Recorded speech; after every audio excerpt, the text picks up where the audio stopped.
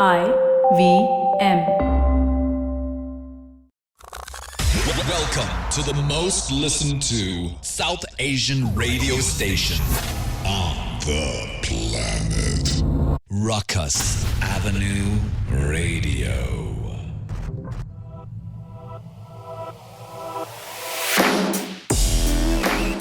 Hello, everybody. This is Amit Doshi from the IVM Podcast Network. We are India's premier podcasting network and are so happy to be on Rukus Avenue Radio. We hope to have you join us every week at this time when we bring you segments from the best of our shows.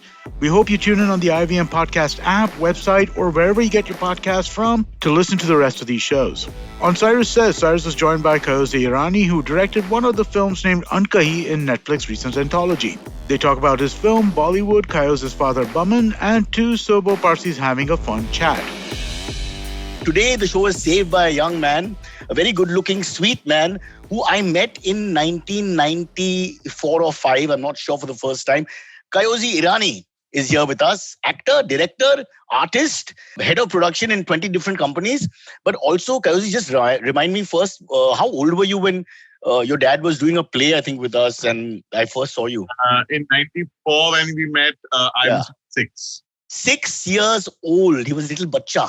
I held him in my hands, threw him up and down like a little puppy, and then I passed him to the next person, my friend Kunal, who dropped him because he's He never held me. Cyrus never held me. He just said, no. Take him away. Kayoze, how can you say that? You all were so cute, both the kids. And what people don't know, because of the association with your famous father, Mr. Baman, not Bowman, if I hear anyone say Baman or Farooq, please, it's Farooq and Baman. There's no Bowman. We don't say Harrikishek, Harrishikesh, Harritik. Do we say that? No. We conform. We say Rishi, who's the engineer here, he spells it with an H. With an H. Have I ever called you Harishi? He's on mute, so he can't answer. I'll answer for him. No, I haven't. All right. So please, it's Baman. There's an O there. If he chooses to use O or A, that's his problem, but it's pronounced Baman. And it's not Farooq, it's Farooq if you talk to Parsis. So that's the lesson for the day. Kayoze, please, let's concentrate on this show, yaar. Kayoze now goes by the title Kayoze Bhai Zindabad, from that 6-year-old boy. What people don't, this is a true fact. Let me share, because they won't believe me. I talk rubbish all the time. But the true fact is, before your father's ascension to the throne and becoming this legendary actor, there was an association between you and India's greatest performer, bar none, Amitabh Bachchan. Yeah. You were the first, correlation or co-actor with him. Yeah, that's how I introduced Baman. You introduced Baman. Yeah, And that's how. people don't understand this. So let me just quickly remind them. I don't know if you can, but Silvery, since you're listening, if at some point you can play Eer Bir Phatte, which is a famous, what do you call it, a video? Music video. Music video. It's a music video, but it's basically a UP iconic sort of ballad, which he redid as he remade his career. Amitabh, I'm talking about. And in that, the star, I think there are 2 or 3 kids there, and very prominent is the young Kayoze. I wish we can show it to you before the show ends, at least for a second or two. Please, if you show that show, everyone's going to turn around and say, oh God, what happened to him? No, come on, because So, it's so nice. You have so many different things happen to you in your life. Come on, when you look back, it's very cute. The fact of the matter, everyone who sees my childhood photo says, you were so cute. What happened? that's with everyone, Baba. My case, not even you were so You cute. are getting cuter, Cyrus, with your new white beard. That's a thank courtesy Uddhav Thackeray and his lockdown, which I don't approve. You don't approve. So I'm just stuck. I don't approve. I absolutely don't approve. And I will continue fighting as a lone voice blowing in the wind. No metaphor or pun there. That, this lockdown makes no sense. Anyway, let's get back to the great story of Kayoze. We'll start at the end now. Not the end, where we are right now. Which is, I have a bone to pick because it's called Ajeeb Dastans. Yeah. Now, my Hindi, being very accurate and very good, I don't think Dastans is a word. Is it? There's an extra A. And there's extra S. What is Dastans? It's Dastan. Dastan. There's more than one Dastan. It's plural. That's in English. In Hindi, it doesn't become Dastans. What the hell are you doing? Cyrus, that's why we cater to such a large audience. We cater to the Hindi audience. We cater to you, which is the South Mumbai audience. So you made up a word. Just be honest and tell me the truth. They've made up a word. I just want to point that out. So don't come after me when my Hindi falters and I say wrong things. Okay, Kayoze, listen, enough of stupid jokes from both our sides. Let's get into it. We'll start where we are right now. This is your first proper big directorial. Let me just introduce it. It's on Netflix. It's called, as we just discussed, Ajeeb Dastans. And it's basically 4 directors doing 25-minute films. Yeah. Shashank Khaitan is one, Raj Mehta, Neeraj Ghaiwan is third. But above all, the best of the lot by far, and with no disrespect to these three, who I don't even know and probably will not talk to me ever again. Kayoze Irani with his fabulous story, which is called Unkahi. Unkahi. Again, this is not a right word. This is the right word only. I'm Googling it right now. Is this the right word? Unkahi is unsaid. Unkahi? Unkahi. But kahi, it sounds, are you sure? See, Cyrus, I am a Parsi, so I don't think my Hindi is to be taken as no, but you have a writer on board and all. Come on, you've got a big team. So are these made up words or not? Just tell me that, because now I'm getting really fuzzy. It's like keeping up with my daughter's lingo and all on the internet and on the chats. Can't understand. So, unkahi. We admit it, every word in the film is a made up word. Okay, enough of that. Let's move right to the whole story. So first, Kayoshi, tell us how this came about, what your story exactly is all about. You talk now. I'll keep quiet. The big question is, have you seen it? See, I'll tell you. Let's get this elephant out of the room as fast as possible. On Friday of last week, Kunal Vijayakar, while pulling at his shirt, our common friend, some say your role model, but I think you've eclipsed him, so now he follows you. Mentor. Yeah, exactly. And I, his protege. That protege is gone. Now you've gone ahead. But the thing is that you told him that make sure Cyrus sees it. And I was going to see it, but two things happened. One is, and honestly, this is true, my dad's attendant's mother passed away. So we spent the whole night trying to get him a ticket and then the test for whatever. And, so all the logistics of that. And the second and more important thing, as a professional anchor, arguably the best since Karan Johar, who you vaguely worked with, I don't think it's right for me to see and then talk, because then it's like a retrospective. I would like to discover with you and then see, as will the audience who's listening. Exactly my point. See, you didn't have to mention if you've not seen it. You had to mention if you've seen it, because that would have been the news. Correct. That you've seen it. Correct. So I'll tell you about my film. What are your questions? How it came about? No, now this is your bit now. You tell us about the whole thing, whatever you want to say, so we understand what the show is. I've been working in the ad film and film industry now for about 12 odd years. And I've been with Dharma Productions, I think, for 8 or 9 of them. We'll come back to all that. I just want to start here exactly with this creative. So, whose idea is it, etc.? The thought of the film came from me. I like one basic thought in the film. And I approached the writers and they basically wrote everything. So if you didn't like it, I would blame the writers. And if you like the thought of it, you can thank me. That's it. Come on, I'm sure it'll be fantastic, Kayoze. And listen, we are big supporters of Irani family. And I'm slightly, we have to only say good things. Yeah, and also the community card and all that. After all, there are only 2,000 left. So we have to protect each other. Yeah. So there's no question, good or bad, there's no question. I'm all for nepotism. Not that this applies here.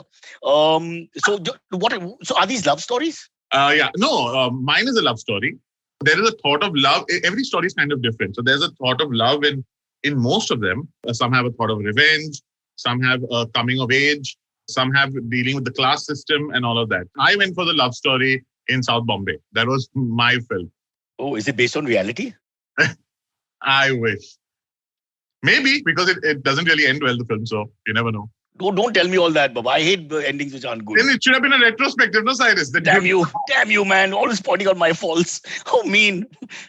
Anyway, so what is the idea of doing this? Is it just the audience? I don't know. I now can't sit through 3-hour films. So I'm just thinking, is it a... No, I love short films. So do I. I just feel that I love this anthology way of watching it. Because I feel there's so many stories that need to be told in a smaller amount of time. And 2 is, as a filmmaker, you get so much more creative freedom to do what you want. And you're not stuck with the tropes of the box office and whatnot. And here it's just, do whatever you want. So I love the idea of a short story. But would you say that the audience, the world audience, is a little bit more primed now for short and sweet? It's just the way it is. A lot of fast forwarding happening when you watch a web series. A lot of, I don't know. I think it depends on how people's moods are. Like today, how your mood is, and today you're stuck at home and there's a lockdown and all, and you really don't want to deal with too much. So you just say, I want something simple and fast. So you watch it. But some people really want to get into it, and you can watch 6 seasons of Game of Thrones in 2 days. So I don't think that is the. But no, I have scientific research to back my data. Okay, let's hear And by research, I mean sample study of one, Kunal Vijayakar. Because whenever he watches a web series and I question him about it, he seems to not remember any scenes. Because I have slept next to Kunal Vijayakar while he watches. Oh my God! Let me clarify. Yeah, go on. I've been on many holidays with him while he watches the web series, and he lies down looking at it like that, and I'm watching it. And through the most important part of it, I just hear. What happened? I said she died. Oh, okay, moving on.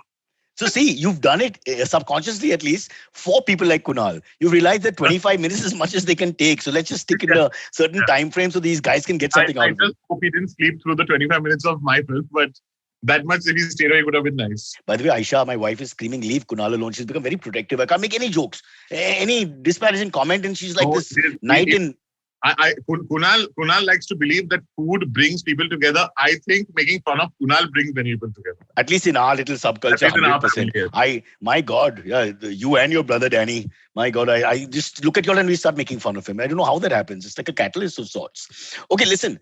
So that's the show. Now let's go back now into Kayoze's life. Okay. First and foremost, back in the day, you did that video. Yeah. So there was the acting chops were sort of already younger than any other Irani in the entire history of the family. I stole the show. You stole the show. And then you also, let's just move on then. So what was as you became an adult, what was your plan? The minute I left college, I did a small stint as an intern with Raju Hirani on 3 Idiots. It was a very small stint in the pre-production of 3 Idiots, after which I left and finished my college in KC College. And then I joined Ram Madhwani. And I did a lot of ad films with him as an intern. And you know Ram, I'm guessing, Cyrus. Yeah. I've interviewed Ram on this show. I've also done maybe 3 ads with Ram. 2 for sure, maybe 3 when I was much younger, of course. And they were both lovely and painful. Painful because it takes a long time to shoot and wants to talk about everything. That is because you want to be out in 2 hours. I don't want to be out. I'm not a big fan of pre-production. I like to get on with it. I'm very good at doing things. I'm a doer, despite what people think. But when you come on the set and you keep chatting, then you lose me after some time. But having said that, I mean, who can argue with Ram's body of work? And he's a lovely man. Ram has been my mentor for many, many years. So I'm still. Did he invent the 360-degree shot or something for an Adidas ad? Yes, the Sachin ad. Sachin ad. So a lot of iconic moments and all that. He's brilliant. So I did a lot of work with Ram. How was your temperament with his? Sorry? How was your temperament? Long hours and being very finicky and double checking and scratch films and all that. While I'm working with him, I go like, oh God, what is this? And the minute I'm done working with him, I appreciate him because then I know that when I go into the real outside world, it's so much easier. So I love Ram and what all he's taught me. And genuinely, his systems and way of working and his methodology. What is the word? Methodology and all of that. We're just making it up. Like in Hindi, even in English, just we wing it, we make it, we swing it. That's it. Good enough for me. And so I'm working with Ram right now as well. I love working with him. Whenever I get the chance, no matter what, I'll go and I'll assist him because it's like a refresher's course. Okay, here's my question to you. A lot of people not a lot, but 10 people who watch it will probably want to know, everybody spends a lot of time, and I'm not against academics and formal training and all that, it's fine. Academics and formal training, my wife, the critic, my God. But my question to you is, you actually learned everything on the job. Yeah. And I think in our line, maybe that's more important than the formal training after a point because you're sitting there and whether it's pre-production asking you to get things or post-production trying to finish off edits and things like that or the actual shoot.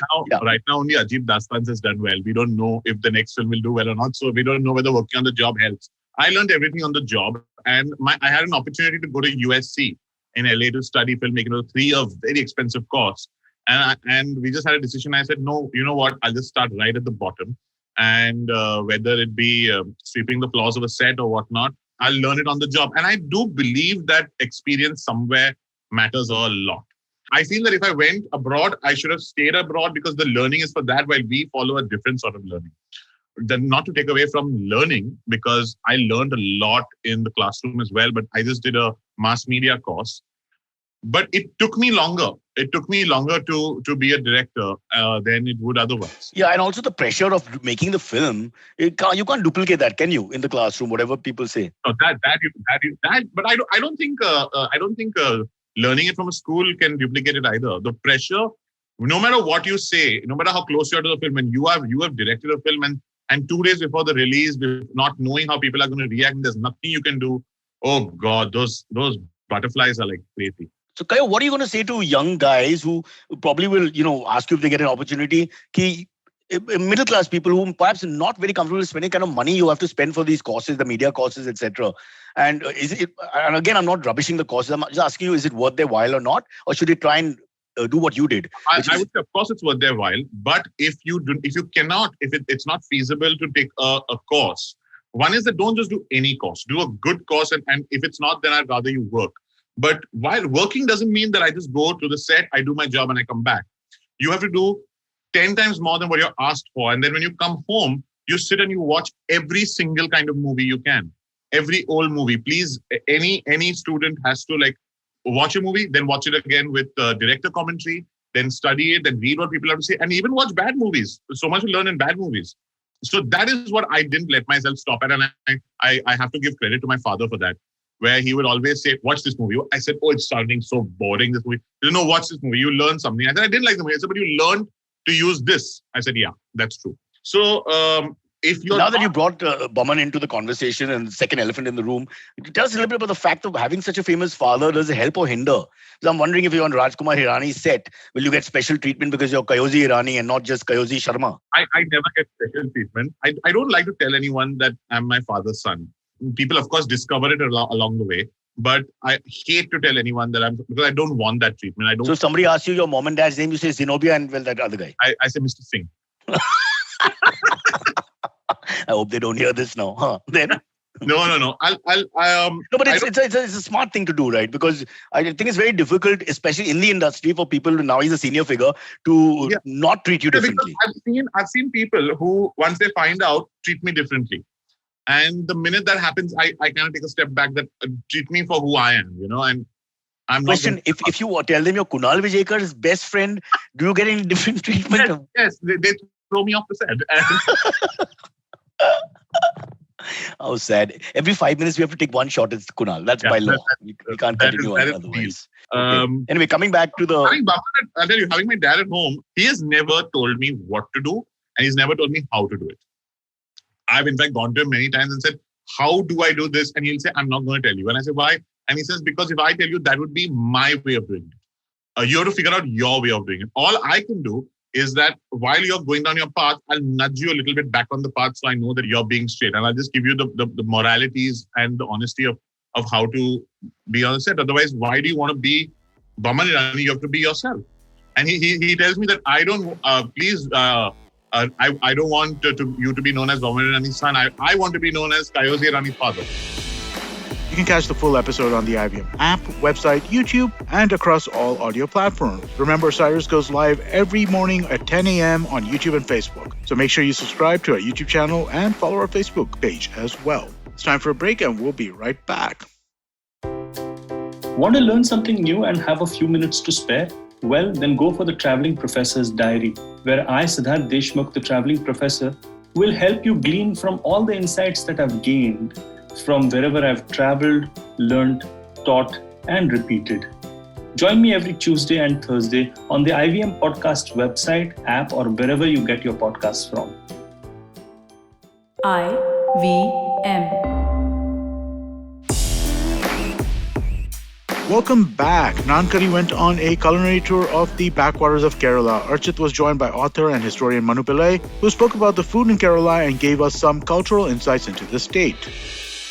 I was in Kerala a couple of years back on a backpacking trip, and I was in Fort Kochi. And what I found fascinating was that in the same sort of 2-kilometer radius, I attended church, Syrian Christian church, ate at 2 Muslim restaurants, watched a Kathakali dance, which was based on the Ramayana, all like walking distance from each other. And I couldn't figure out if this was a Muslim area, this was a Christian ghetto or a Hindu ghetto, which, unfortunately is not true for other parts of the country. Or you have to go to a different part of a city to eat, say, Muslim food. There's ghettoization. But I couldn't spot that, at least in the Fort Kochi area. So that got me wondering, and I had a hypothesis if maybe you could validate it or completely dismiss it. Is trade and business the reason for peaceful existence of religions in Kerala because it's always been a port and it's gotten trade from all over the world, including Muslim countries, primarily Muslim countries. Yeah, I mean, traders have always been coming to Kerala.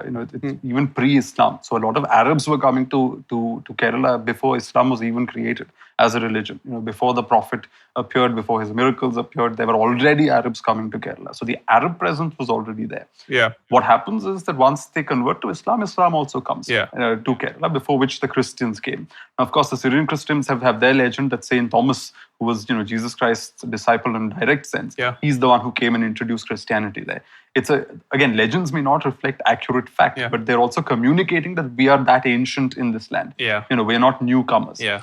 So, in fact, there was this ultra right-wing person on Twitter who went to Kerala, and there was this hilarious tweet where they, not hilarious in a serious way, but I found it hilarious because she basically says, oh, this place is infested with churches. And I was like, my God, you have no idea about this place's history. Yeah. I think she's from Goa. In Goa, of course, there's a more violent sort of thing with the Portuguese coming in, much later period.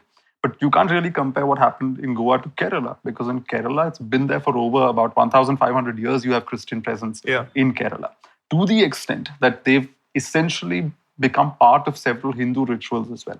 Again, in my family and a lot of Brahmin families as well, you needed, when the ghee and the oil was brought to the house, it used to be kept outside the kitchen till a Syrian Christian came and touched it and purified it. So unless a Syrian Christian technically brings you the ghee and your oil, you can't make it, you can't use it in your temples, you can't use it in your upper caste Hindu households. You needed a Christian for something like that. So in our family, little Christian boys from a nearby family, they would come and sort of, they'd come and play, and then in the middle of that, they just touch all these things. And that's how it would all be taken into the kitchens. So in Kerala, Christianity has always been a part of the local culture. You even have some instances. Now, of course, you don't see it anymore, but there are festivals that were recorded where an image representing Saint Thomas would be carried with the pictures of various deities, Hindu deities in these temple processions, etc.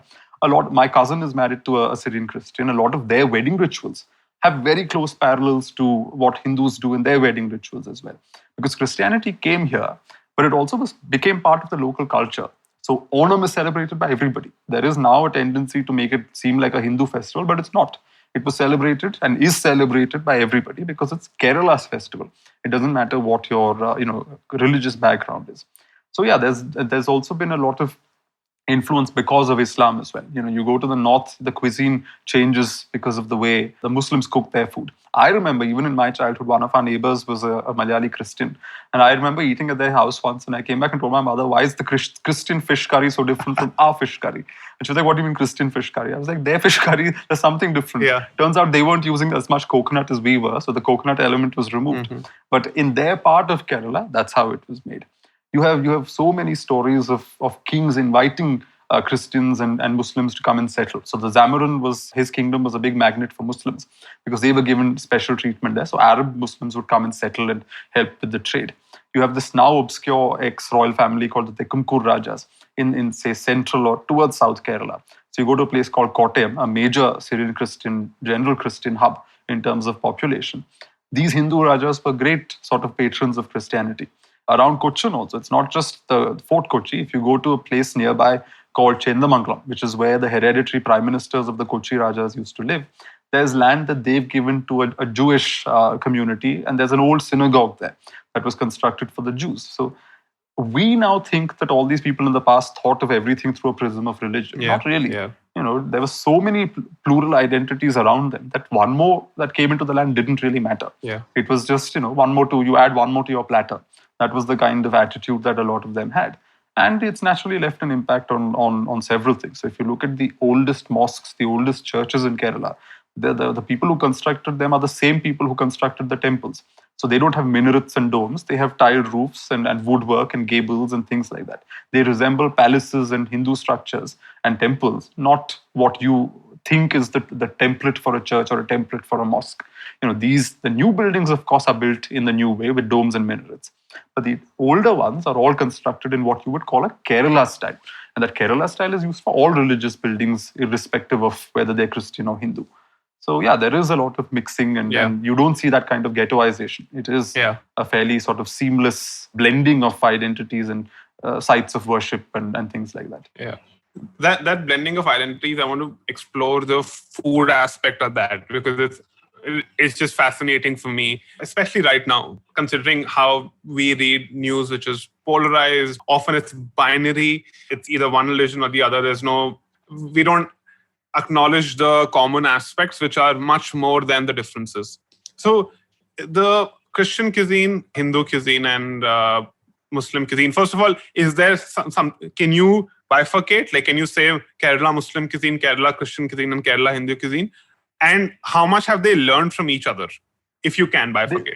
They would have learned from each other. I wouldn't bifurcate it in terms of religion that you can't clearly bifurcate in terms of religion, because what you find is there is a sort of Muslim way, but it's really a region where there is a dominance of, say, a Muslim population and a Muslim elite population. Then that develops certain peculiarities, which frankly comes from the region and that local culture. But we tend to sort of say, okay, that's the Muslim style or the Christian style. Got it. But that, as I said, depends a lot on the numbers there and how many people are doing it. So as I said, there are minor differences. For example, I remember, again, my grandmother's childhood, 1930s and 40s.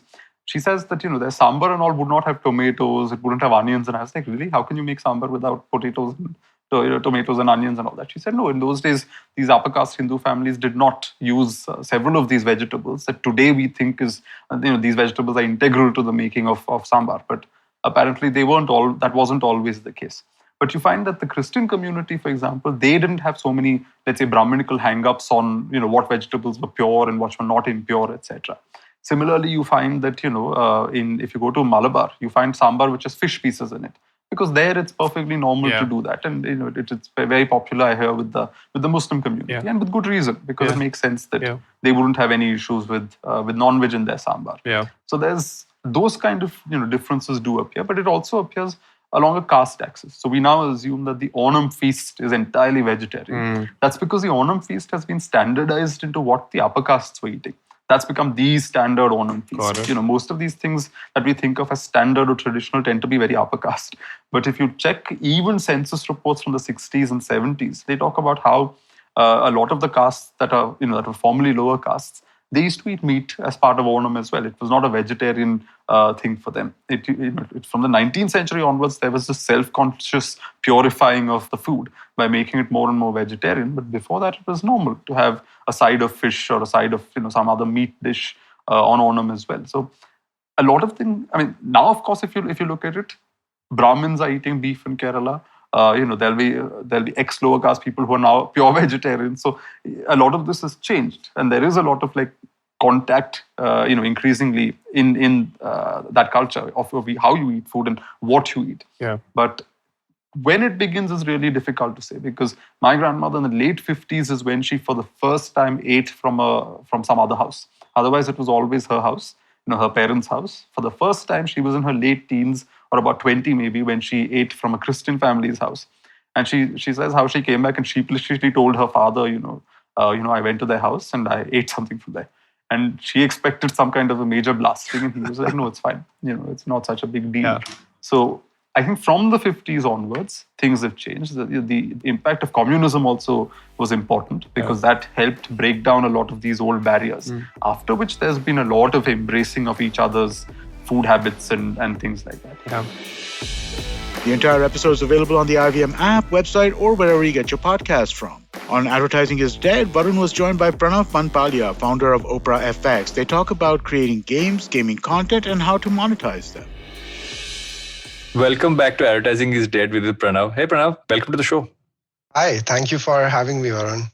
Really excited to be doing this with you. Yeah. Likewise, I go back to the time that we had a pre-chat, and I've been making notes since. And what I thought could be interesting to talk about, and in terms of points, or a bunch of them. But what I actually wanted to start with, and I think that's something which I'm sure you've been asked a million times, but I found it interesting on one end about how you started off as a YouTuber and kind of evolved into setting up the company itself. And I'd love to start with that, and then from there we'll kind of go into the whole gaming influencer space and everything else. But I want to kind of start off with what your journey's been like, if you kind of say that where it started and how it's kind of come to where it's at. Got it. Yeah, you're correct. I think this is something that I've been asked multiple times. Yeah. So it obviously started off with passion, and I was lucky that happened in the early days for me, right? So I have been a big car fanatic right? And just I think while I was graduating in the last few months of my college, I got introduced to a friend of mine who was doing YouTube. This is pre-Geo time. So, and I was studying in Bombay. So this guy comes to me in Bombay for some sort of help to execute his video. And me being a proper college kid with only time in my hand, I was like, let's do it. So after seeing, and that video also had like a luxury car element to it. That video sort of did wonders, and that got picked up by Men's XP. And I think that time content marketing was really big, right? Yeah. And a lot of news coverages happened on that video, and that sort of opened up a really big doors for me, that how one camera, couple of people can reach out that sort of a massy audience. And what I wanted to do was do my passion and sort of go to the massy Indian audience. And so I knew a side of India which was the luxury supercars, that people had this idea that these sort of cars are not present in India. You can only find Lamborghinis and Ferraris in the West, right? But I knew that there is an entire community of the scene that's happening, but it's of course not being spoken about or not being introduced on YouTube or any social media or on a bigger level. So I just happened to ping a couple of these people. Some of them showed interest. And then I made a video with like I took an Aston Martin to my college, and I'd put like GoPros all across the car. And I was like, let's take reactions of students and everything. And that video also blew up. So since then I knew that I got to do this for because it's also could be paying, and of course I will be able to drive these cars, be around these cars, and just fulfill my passion. This was the introduction, and me being an influencer YouTube. I wouldn't call myself an influencer, but let's just say that I had a small YouTuber following. rather. YouTuber, yeah. So, I actually have a middle question before you continue. Does anybody like being called an influencer? I think everybody uses that term, but I realize that most people will say, I'm a creator, I'm a YouTuber, I'm an Instagrammer, or a gamer. Do people actually like to be called influencers? I'll tell you, it's been a periodic change again in that also. So initially, 3 years back, people would love to be identified as influencers, right? Because it was something not everyone was doing. What's happening right now is a lot of people have entered the space, are producing content, and especially because of reels and everything. A lot of it's cluttered, I would say, in a manner, right? So now nobody likes to be, especially the creative ones, right? They don't want to be associated with the masses. They want to stand out. They became an influencer because they wanted to stand out by probably not being an engineer, lawyer, or whatever they were doing, right? Yeah. So I think that's primarily one of the biggest reasons they don't like being called as an influencer.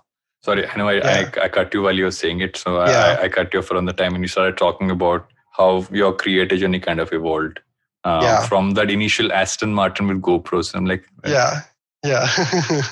So the cars sort of happened, and in the entire supercar community also, I started to network because people this wasn't happening, right? Everyone had those cars, but nobody had that sort of an audience. So I started receiving a lot of love from that community as well. So a lot of owners started reaching out to me, hey, let's do this, let's do that. So within a span of, I think, couple of months, I was probably known by 80% of the supercar audience. So which was good, right? But then I went back and saw my AdSense revenue. Right. I was like, okay, I'm going to be smashing it in the revenue, because what I see in the West is, okay, somebody gets a couple of million views. The next thing we see is that, okay, these guys have bought a new house, a new car, or whatever. Yeah. And I was like, that something is going to be happening with me as well. I had probably clocked 10 million views in like 3 months back then. And the YouTube AdSense revenue was not even enough to fuel that Aston Martin. So then it was obvious, like, this is not a long-term career sort of an option for me, right? As much as I would love the attention I was receiving, people probably noticing me at events and stuff like that, but it was not a paying one. And of course, there were no companies like mine or yours that would enable content creators to reach out to brands or whatever. Like, those associations were not happening at scale. So it was basically like my problem statement that I tried to solve. And that gave birth to the company wherein I started researching about how things are happening in the West, got introduced to the influencer marketing term, did a lot of research. In the initial days, I wanted to build a platform, right, to automate this whole thing of connecting influencers with brands. Again, we built a beta version as well. Had to stop it because, again, too early for marketing managers, brands to adapt a product like that for a concept which is in itself fairly very new. So in my early days, I had to explain the concept first. Like, right now, things are pretty easier. We don't have to reach out to our clients and tell them what influencer marketing is, right? We just have to tell our USP or whatever. But back in the day, I think we had to teach them, tell them, guide them, and then it would come to the execution phase, right? So, yeah, I mean, this is sort of my journey of how I transcended into building this company from influencer or YouTuber or content creator. Yeah. So, one of the things that has intrigued me in recent times, and it also might be because, I've never been a gamer per se. If you call someone who would play Doom when he was much younger, and makes me also show my age when I say I used to play Doom, the initial version, and also comes out. Or at some point would dabble in and play a Max Payne version 1 when it came out. And while in recent times I have tried to get into it, I've realized that the culture behind gaming and what has excited me more has actually been the culture around it than the games itself, because I don't think I'm excited about playing the games. I'm really excited to see how that everything from how people are consuming it live, in arenas is what I saw, I remember, obviously a pre-COVID period, to how that entire culture is brought across, not just from what was initially, I think, Twitch and now across YouTube and everywhere else. I'd love to hear from you how gaming became a focus for you. And also from that aspect, what are you seeing happening in that space, especially from a creator perspective, right? Because it's not just gamers putting stuff out, there's so much more happening. Correct. So for me to enter gaming, it was primarily, again, a mix of passion and strategic decision, honestly. What I realized is for every company to succeed, timing is very important. For me to come this far, the time that I entered in the influencer space worked for me, right? It worked as a first mover. It worked as the early mover advantage definitely I had received back then, right? And the moment I started to understand that, okay, this space is now again cluttered. There are tons and tons of companies which is doing exactly what we're doing, right? We had to innovate, right? Of course, in terms of ideas and campaigns and everything was happening. That's Advertising is Dead with Varun Duggirala on the IVM Podcast app, website, and all other podcasting platforms. It's time for a break and we'll be right back. Feeling overwhelmed, anxious, struggling with too many obstacles, don't know where your life is headed? Well, if you are dealing with one or all of these, tune into the Positively Unlimited podcast, because in each episode, I share a life lesson, a life hack, a pro tip that can help you get your life back on track. All episodes are available on the IVM website, IVM Podcast app, or wherever it is that you get your podcast from. Rukus Avenue Radio.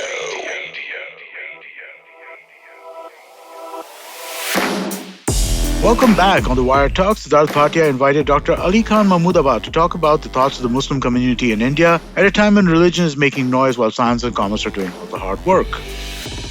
Hello and welcome to the Wire Talks. I'm Siddharth Bhatia. In recent years, India's Muslims have found themselves on the receiving end of violence, ostracization, and even legislative measures that undermine their status as equal citizens of India. The media consistently runs propaganda campaigns, often with false narratives, against Muslims, and the Citizens Amendment Act was seen as a blatant attempt to deprive them of their citizenship. Politicians spare no opportunity to attack them directly or through dog whistle statements. How do Muslims perceive these attacks, and why hasn't there been a backlash by the community from anyone on the community side, leadership or people? Dr. Ali Khan Mahmudabad is a man of many parts, scholar, writer, and poet. He has often spoken about this issue that we are going to discuss. A PhD from Cambridge and now assistant professor of political science at Ashoka University, Dr. Mahmudabad has also recently published an English translation of an Urdu novel on the events of 1857 when Indian soldiers rebelled against the British. He calls it a swashbuckling novel. He's our guest today to talk about how the community is feeling besieged. Ali Khan Mahmudabad, welcome to the Wire Talk. Thank you so much for having me. I don't know of too many works of fiction about 1857, especially not by Indian authors. How did you find this particular book, and what is it about? Tell us. So it's a very personal story. When we were children, one part of our home is called Muqim Manzil. And I remember as a very young child asking my father why it was called Muqim Manzil. And he said that it was named after one of our ancestors, Muqimud-Dawla, who was killed in 1857 fighting against the British. So I, of course, as a young child, you're inquisitive. So I asked where he was buried, more about him, what did he look like, childish questions. And he said, well, believe it or not, this entire wing, which is called Muqim Manzil, this was bombed and shelled by the British in 1857. It was rebuilt afterwards. And, you know, there's not, everything was destroyed. There are not many historical accounts, but there is this novel. And perhaps you can ask the librarian to find it for you. It's called Aghaze-e-Seher in Urdu, which I've translated as The Break of Dawn, by a writer called Khan Mahmudabad. Many years past. My own family has been sort of litigating against the government for many, many years. And in 2017, when a bill was being passed in Parliament, one of the things that was claimed by politicians on the floor of the House was that our family had been traitors since 1857. So this thing rankled me, of course. We live in a period of distortions and of history being rewritten and brazenly sort of erased at times and rewritten.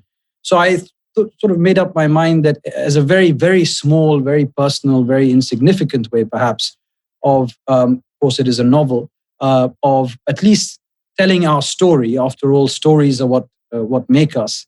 I would translate this book, and I was fortunate that Penguin wanted to publish it. You know, it uses the historical archive. Khan Mahmudabad actually uses both British sources, gazetteers, and so on and so forth, as well as eyewitnesses who were still alive when he was writing. When he was growing up, he wrote this in 1957, but when he was growing up, there were some people still alive, very few in Lucknow, who he alludes to. And so I translated it, and as a way of trying to sort of reclaim and rectify an error that I thought was egregious and personal, of course, at the same time. Do you think readers today will be interested in that period? Because after all, also, if I may say so, the way history has been taught or way that it has been put forward and the way it's being absorbed and digested is that it was, you know, a fight by Hindus. That's partly, you know, Veer Savarkar called it a moment of unity. And that, you know, you see movies in which people from that era carrying saffron flags and things like that. And then I'm sure this novel, I haven't read it, but I'm sure the events were far more complex than this simplification. So assuming that anyone brings out a book which gives another narrative, and plus the fact that it's so many years ago, would young readers be interested? Well, I mean, look, I think the thing that is going to attract younger people is it's in a very easy read. It's a swashbuckling adventure, as I keep calling it. It's a romance between an English girl and an Indian man, a soldier who's fighting against the British. So it has all the ingredients of a kind of almost a kind of net series or a film, and it moves along at that pace. As far as the events of 1857, well, it's unabashedly a novel of the nationalist genre, right? So 10 years after independence, 1957, they're commemorating the centenary of 1857. And so it's an important moment at a time when, India is relatively nascent. The government at the time is trying to create an image of India and create, a way of understanding what Indian nationalism is as historically a place where there has been harmony and so on. That is also, there are problematic aspects in that narrative. But at the same time, I mean, as you said, even Savarkar, V.D. Savarkar, one of his rare moments, he says that the Hindus and Muslims came together to fight the oppressor and so on and so forth. He changes his view later on. He's still very much an advocate of violence in order to realize political objectives. That's a separate matter. But I think, the novel, in a sense, glosses over a lot of the academic debates, right? I mean, the fact that the feudals were in it for their own benefit.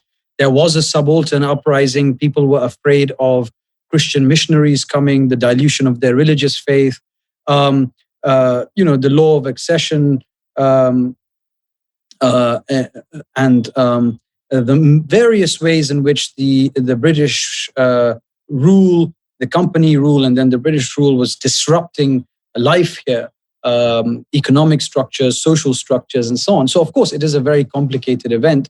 But nonetheless, when you imagine a nation, and of course, it is always a project of imagining a nation, you have to start somewhere. And I think going too far into history becomes very problematic. I mean, today we are seeing debates about Akbar, let alone Aurangzeb, right?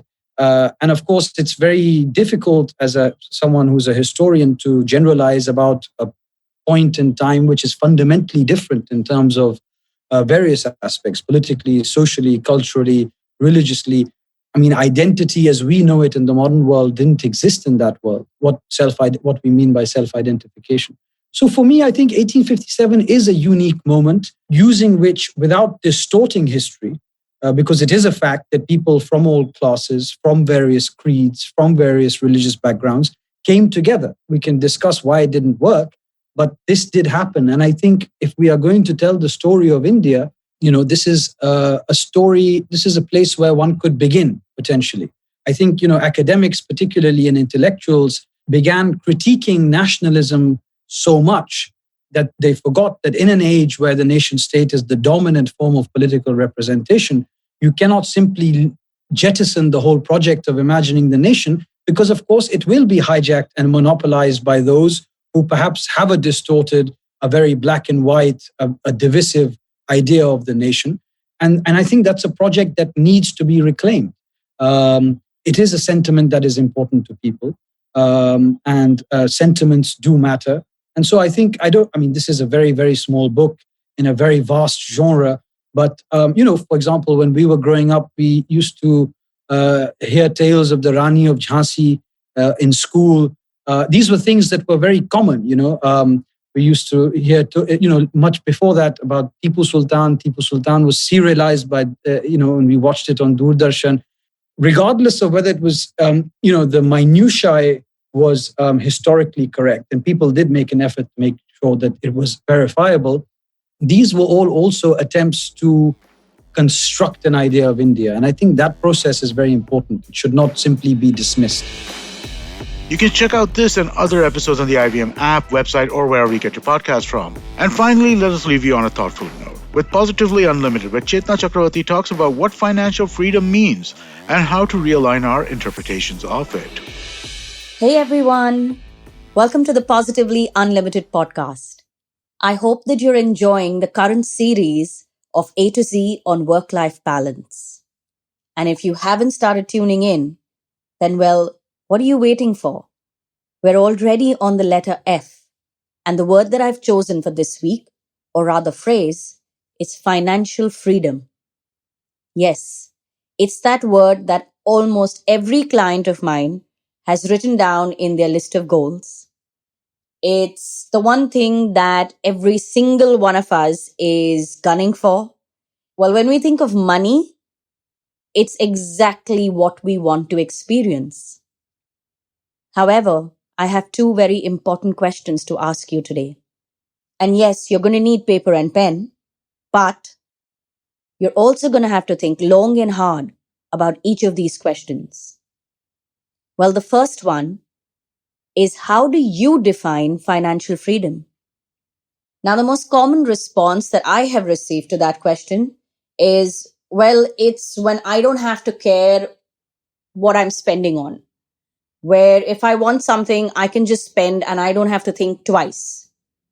Well, let me tell you this carefree way of treating money that you are craving for, you are chasing, it's the one thing that you really, really want. Even when you do have that much money, you are going to think about what you want to spend on. Financial freedom is not being able to not think twice before spending. In fact, financial freedom is knowing exactly how much you need to spend on what you desire comfortably. That is all. It does not mean that you will not have to work another day. Well, maybe for some of you it does. And if that is your definition, then that's how much you will need to work, or that's how much effort you'll have to put in, depending on where you are in your life, right? But financial freedom is actually about being in charge of your money, being able to manage it in the best way possible. So first, define financial freedom. What does it mean to you? Your own definition of it. And do one better for yourself. Write down numbers. What amount will make you feel financially free? If you can't put an amount to it, at least make a list of the things that if you are able to buy without thinking twice, you will say that you are financially free. So, is it that you want to be able to buy a yacht without thinking twice? Do you want to be that level of financially free? Or then is it that you want to be able to go on your next holiday without thinking twice about the destination or the budget or where you're going to stay and how much you'll need to spend? Do you define financial freedom as that? Or then for you, it is about buying a 4 BHK house without a loan. Is that financial freedom? Define it for yourself. The second question that I have to ask you, and for that, you're going to have to answer the first question, because without it, the second question will not make sense to you. Well, the second question is this: what is the price that you will need to pay to earn that financial freedom? Now you get why I'm asking you to define it and to put down tangible numbers or tangible ways in which you can account for it? Because you need to know what is the price that you will have to pay. You might realize that by taking a loan, you will be able to buy your 4 BHK earlier, and you'll also be able to pay it back with a lesser emotional price or a lesser price in terms of time. Now, I know I'm speaking hypothetically and I may be getting my math all wrong, but this is just an example. You need to understand what is the price that you will pay for that financial freedom that you are chasing, that is on your goal list, that you are working so hard for, and that you are gunning with all your heart and soul. Let's talk about price for a minute. It's not just about how many hours you will put in at work. It's about your mental health, how much stress you will have to take or then you are not willing to take. It is about your relationships. What is the price you will pay in terms of relationships? Will you be able to get married and have kids? Will you not be able to do that till your late 30s? Will you sacrifice on happy times with your friends and family Will you sacrifice on building memories because you are chasing this? Or then you are not willing to pay any of this as a price, but you are willing to reduce your entire aspiration that defines financial freedom. That's what you will come down to. Because you need to understand what are you chasing and what is the price that you are paying, what is the price you are willing to pay. If the financial freedom that you are craving requires you to lose all your relationships, are you willing to do it? Will it be worth it? If the financial freedom that you are chasing comes at the cost of your mental peace and having to be in therapy and taking anti-anxiety pills, is it worth it? Do you still want it? When you listen to this episode, I want you to ask yourself these hard questions. What is the cost of that financial freedom that I am chasing? And that is why you need to define it in very clear, tangible terms. So either use numbers or then use the things that you will buy from that money when you are financially free, right? And then ask yourself, what is the price? How many years of your life will you have to dedicate to this one aspiration? And at the end of it all, will it be worth it? Or then you'll come to a realization that your definition of financial freedom is completely achievable, and you also don't need to lose your mind in earning it. You might realize that you've been slamming the panic button and burning the midnight oil for no reason. All you have to do is shift your deadline by 2 or 3 years, or then maybe by 5 years. And when you look at the bigger picture, you realize that it really doesn't matter whether you earn your financial freedom in 2025 or 2030. That 5 years here and there doesn't really pinch you that much. This episode is about looking at money from a different angle. I want you to understand what is the pressure that you are putting yourself under only because you want to live a certain kind of a life, and that life defines you being financially free. So as you think hard about these two questions that I've asked you, I hope that you come to a certain balanced way of chasing your financial goals. On that note, I'm heading out of here. However, as always, I'm reminding you that the previous episodes are available on the IVM Podcast app as well as website. And while you are going back to the previous episodes and listening, make sure that you also listen to episode number 163. It's called Money. And in that episode, I'm talking about money in the context of finding your life purpose. So when you listen to this episode, go back and listen to that one also, because it will put a lot of things in perspective for you. This particular series of A to Z that you are listening to right now is all about work-life balance. And it's about questioning all the beliefs and perspectives that you hold about work, ambition, and career goals.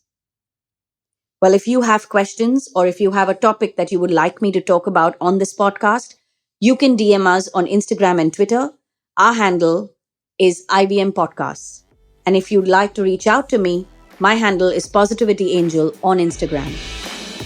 For more such positive thoughts, do check out the Positively Unlimited podcast on the IVM app, website, or wherever you get your podcasts from. I'd also like to remind our listeners about two of our cricket shows, Kale Nithya and Edges of Sledges.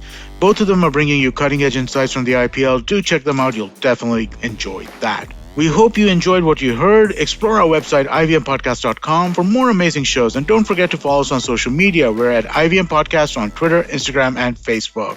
That's all, and thanks so much for joining us. Rukus Avenue Radio. Come learn and experience the ABCDs of being queer with me, Shinetro, and me, Farhad, on our show, Gay BCD. The two of us take you through our stories and experiences of being gay men in the city of Mumbai and have candid and sometimes downright scandalous conversations about sexuality, gay culture, and everything in between. Catch new episodes of GabyCD every Tuesday on the IVM Podcast website, app, or wherever you get all your podcasts from. IVM.